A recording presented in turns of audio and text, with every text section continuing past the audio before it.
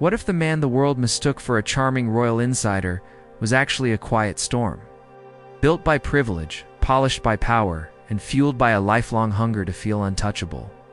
Antony Armstrong-Jones grew up knowing one unshakable truth. The world was designed to protect people like him, to let them live double, triple, even quadruple lives without ever facing consequences. He wasn't born noble, but the moment his mother married into Britain's aristocracy, he learned the secret rules of survival in high society. Keep your charm polished, your intentions hidden, and your power unchallenged. In 1930s England, being absorbed into a noble family was far more than a social upgrade. It was a shield, a passport, and a masterclass in manipulation. Eton molded his manners, Cambridge promised refinement, and polio left him with a limp just enough to obsessively prove he was strong, capable, untouchable. So when he failed his exams and declared he wanted to be a photographer, his parents recoiled, not because the career lacked merit, but because it was beneath the image they wanted to parade. Antony didn't care about respectability. He craved access. Photography was his key to the rooms where power, beauty, and temptation collided, and he used it ruthlessly. By the 1950s, he wasn't just taking photographs. He was collecting people, secrets, experiences. His studio on Pimlico Road became a playground for privilege, where gorgeous young women came as models, stayed for drinks, and sometimes left as quiet witnesses to his hidden exploits. Rumors of affairs with women and whispers about men swirled around him, and instead of damaging his reputation, they only enhanced it among aristocrats. In this world, scandal wasn't a problem, being caught was. And Antony never got caught, at least, not yet. Then came his next ambition, photographing the royal family. Against all odds, the outsider slipped into the most protected circle in Britain. Queen Elizabeth admired his relaxed style. The palace tolerated his charm. Society liked that he didn't act intimidated. Princess Margaret. Margaret didn't see charm. She saw danger. She saw a man who could bend rules in ways no one else dared, a man whose world was as untethered as hers felt, trapped by crown and duty. Their friendship quickly escalated into something forbidden and intoxicating. Meetings in disguise, whispered opinions on art, subtle flirtations around royal protocol of it, a delicate dance on the edge of scandal. But when the palace became aware, their reaction wasn't protective or romantic. It was strategic. If Antony wanted the princess, he had to give up everything. His budding career, his independence, his private life. He agreed without hesitation. Marrying into royalty wasn't love, it was a lifetime guarantee of immunity. The engagement announcement in 1960 created public excitement. Yet at home, his father mocked him, deriding Buckingham Palace as a gilded prison. For Antony, it was anything but. The palace's walls became a fortress, a place where his indulgences could remain hidden and where privilege provided the ultimate protection. The wedding on May 6, 1960, was a televised spectacle viewed by millions, a historic first for royal marriages. A fairy tale for the public, a meticulously crafted performance for history. But behind the cameras, Antony was already living a double life. His honeymoon didn't mark new beginnings, it cemented his first great betrayal. During those weeks, he initiated an affair with Camilla Fry, the wife of his best friend Jeremy Fry. It would produce a daughter conceived in secret while he wore the mantle of the devoted husband. He buried his deception under charm, royal protocols, and an arrogance nurtured by a lifetime of privilege, confident that consequences were for those who lacked status and connections. Back in London, his trials only intensified. The press ridiculed him for being a commoner. Servants whispered behind his back. Prince Philip treated him with open disdain. The palace demanded perfection. Public demanded royalty. Antony demanded none of it applied to him. While Margaret moved through the circles of celebrities, Beatles, actors, social icons and vanished into the elite world of fashion photography, Vogue editors, and backstage theater parties. Work trips became euphemisms for affairs with married, unmarried, powerful, and ordinary women alike. Margaret, humiliated and constrained, responded in kind. What began as a royal love story became a battlefield of lies, alcohol, lust, and survival. two people trapped in the gilded cage of duty while quietly dismantling each other's lives. By the mid-1960s, the palace pretended everything was normal, but the marriage was rotting from within. Antony's absences stretched longer, his relationships grew more reckless, and London's elite whispered that the royal marriage was no longer a secret, just a public performance. Margaret sought relief in late-night parties and whispered liaisons with those who acknowledged her as a woman rather than a symbol.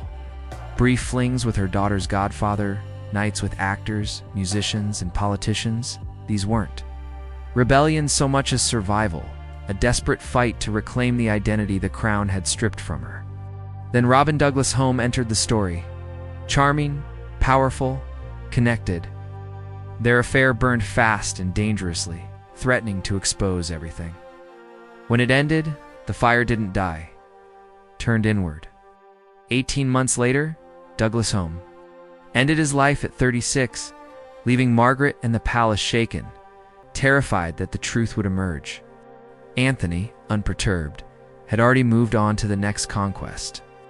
By the early 1970s, the marriage of Antony Armstrong-Jones and Princess Margaret had become nothing more than a carefully maintained illusion.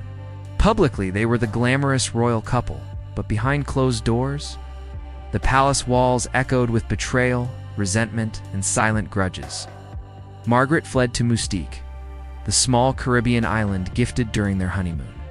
Seeking the freedom and solitude denied to her in Buckingham Palace, there she met Roddy Llewellyn, a 25-year-old gardener whose eyes saw her not as a royal duty, but as a woman suffocating under expectations. Their affair began as distraction, but quickly became a lifeline. A quiet rebellion against a life that demanded she smile, while her heart quietly fractured. For the first time in years, Margaret felt alive, seen, understood, and that was precisely what the monarchy feared: emotional independence that threatened to undermine control. Fate intervened in the form of a journalist, sent under false pretenses, who captured photographs of Margaret and Roddy together. When these images hit the press, the palace panicked. Margaret's private sanctuary was exposed to public scrutiny. Life splashed across tabloids, and the carefully maintained illusion of royal decorum shattered.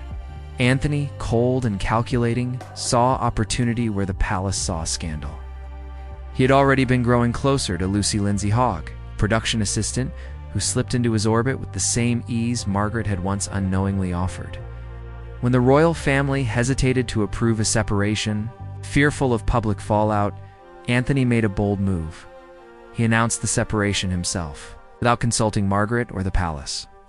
This power play was both shocking and defining, revealing a man willing to rewrite rules to suit himself, untouched by loyalty, tradition, or morality. The divorce was finalized in 1978, and Antony married Lucy within 5 months, moving seamlessly into a life that appeared more stable but hid darker secrets. For 20 years, he maintained a clandestine affair with journalist Anne Hill, a woman who loved him deeply, waited patiently, and gradually broke under the weight of his refusal to commit. Her life unraveled slowly, marked by job loss, heartbreak, and the emptiness of unreturned devotion, until she tragically took her own life in 1996. Her diaries, collected after her death, revealed the extent of Antony's manipulations, affairs, and betrayals, exposing a man whose charm masked a lifetime of exploitation. The press erupted, and Lucy, his supposed safe partner, read the painful truth in headlines, blindsided by decades of deception. Just when the world thought Antony's reign of hidden scandal had reached its limit, 2004 brought the final, shocking revelation. A DNA test confirmed he had fathered a daughter with Camilla Fry, his best friend's wife, conceived during his honeymoon with Princess Margaret. For decades, he had successfully hidden the child, allowing another man to raise her while maintaining the polished image of a devoted husband and trusted royal insider. The betrayal was staggering. Not only had he violated the sacred bonds of marriage and friendship, but he had done so while living under the protection of the monarchy, proving how power, wealth, and privilege allowed him to escape accountability for decades. Antony Armstrong-Jones's story is a study in the extremes of ambition, desire, and moral flexibility. From his early years, shaped by aristocracy, illness, and elite education, to a life that danced across the worlds of photography, royalty, and scandal, he manipulated every situation to serve himself. Marriages, affairs, friendships, and trust were all tools in the construction of a life where consequences were optional. The public watched his marriage to Princess Margaret collapse, but few realized the calculated orchestration that began long before the tabloids ever knew. The combination of charm, privilege, and cold strategy allowed him to operate untouchable for decades, leaving behind a legacy defined as much by deception as by talent. Yet in the end, even Antony could not hide from history. The secrets exposed, the affairs revealed. The DNA test confirming long-buried betrayals, all of it combined to paint a portrait of a man whose life was defined less by love or loyalty, and more by a lifelong belief that the rules applied only to those outside his rarefied world. The world may remember him as a royal insider, a celebrated photographer, a charming socialite, but history reveals the quiet storm beneath. A man who thrived on privilege, hid an influence, and left devastation in his wake. If you are captivated by Antony Armstrong-Jones's dark, scandalous life, make sure to hit the like button, subscribe, and turn on notifications. There are countless hidden stories in history, stories of power, corruption, betrayal, and obsession that the world never wanted you to know. Dive deeper, explore further, and uncover the secrets behind the lives we think we know. Visit our channel and keep following Pastify for more revelations that history tried to hide.